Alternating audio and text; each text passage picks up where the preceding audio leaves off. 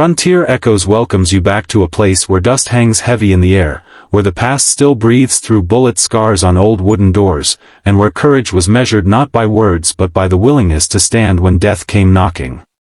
If you love true stories from the Wild West, stories that feel real, raw, and human, then stay with us, because today we are riding straight into one of the most fearless moments ever recorded on the American frontier. The sun was sinking low over a small frontier town, the kind of town that barely appeared on maps. A single main street stretched between a saloon and a sheriff's office, both worn down by wind, sand, and time. The buildings leaned slightly, as if tired from standing against years of violence and lawlessness. This was the Wild West at its most honest, not romantic, not polished, but dangerous and unforgiving. And in the middle of it stood one man who had already accepted that his life might end before nightfall. The sheriff was not a large man. He did not have the booming voice or exaggerated confidence often seen in legends. His strength came from something quieter and far more powerful. He had lived long enough in the West to understand a simple truth. Fear never truly disappears. You either let it control you, or you walk forward with it beside you. On this day, the sheriff had chosen the second path. Word had spread quickly that a gang was coming. Not just any gang, but men known for leaving bodies behind them. They rode fast, shot without hesitation, and laughed at the idea of mercy. Some townspeople packed their belongings and fled before noon. Others locked themselves inside their homes, praying that the trouble would pass like a bad storm. Everyone knew what usually happened when outlaws rode into a town with a score to settle. The sheriff knew it too. He had been warned. Friends told him to leave. They said no badge was worth dying for. They said the gang outnumbered him, that they were better armed, and that this town would forget his sacrifice within a generation.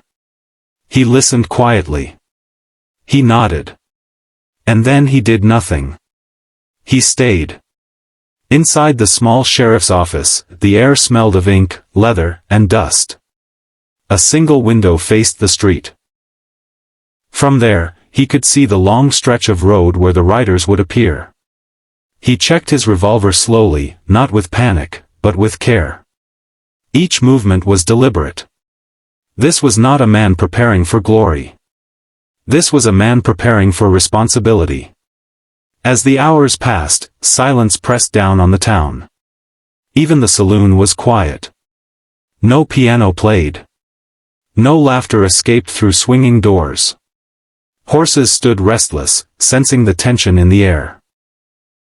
Somewhere, a screen door creaked in the wind, sounding far louder than it should have. Then, at last, dust appeared on the horizon. The sheriff stepped outside. He did not hide behind a wall.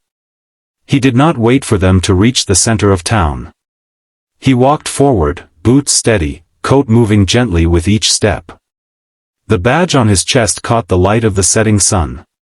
Anyone watching from behind curtains or cracked windows would later say the same thing. He looked calm. Not brave in a loud way, but solid, like a post driven deep into the ground. The gang rode in slow, spreading out as they approached. Their leader smiled when he saw the sheriff standing alone. It was the kind of smile that came from certainty. Certainty that this encounter would end one way. The leader called out, mocking him, asking if he really thought he could stop what was coming. The sheriff did not raise his voice. He did not insult them. He simply stated the law as it stood in that town. His town. He told them they were not welcome. He told them to turn around and leave. For a moment, the street held its breath. This was the moment where fear usually won. Where a man backed down, or reached too fast for his gun. But the sheriff stood still. His hands rested near his sides. His eyes never left the men in front of him. The leader laughed again and reached for his weapon. The first shot cracked through the air like thunder. What followed was chaos. Gunfire echoed between the buildings. Smoke filled the street. Windows shattered. Horses screamed and reared. The sheriff moved with a calm efficiency that came only from experience. He did not spray bullets wildly. He aimed. He fired. He stepped forward when instinct said to run. He was hit. The impact spun him slightly, pain flashing across his face. But he did not fall. Witnesses later said that was the moment they realized they were seeing something extraordinary. A man who had been shot, bleeding, and still refusing to surrender ground. Still refusing to let violence take control of his town. The gang had expected fear. They had expected a quick victory. Instead, they found resistance that shook them. One by one, they hesitated. And in the Wild West, hesitation could be fatal. The sheriff fought until the street fell silent again. When the smoke cleared, some of the gang lay wounded. Others had fled, riding hard and fast away from a town they no longer understood. The sheriff collapsed only after it was over, his strength finally giving way. He survived that day. Barely. Recovery was slow. Pain followed him for the rest of his life. But so did something else. Respect. The kind that cannot be demanded or purchased. The kind that grows quietly in the hearts of people who know they were protected when it mattered most. The story did not end with celebration. There were no parades. No speeches carved into stone. Life on the frontier moved on, as it always did. Crops needed tending. Shops reopened. Children played in the street again. But something had changed. The town walked a little taller.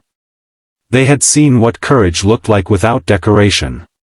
Years later, when the sheriff was older, someone once asked him if he had been afraid that day.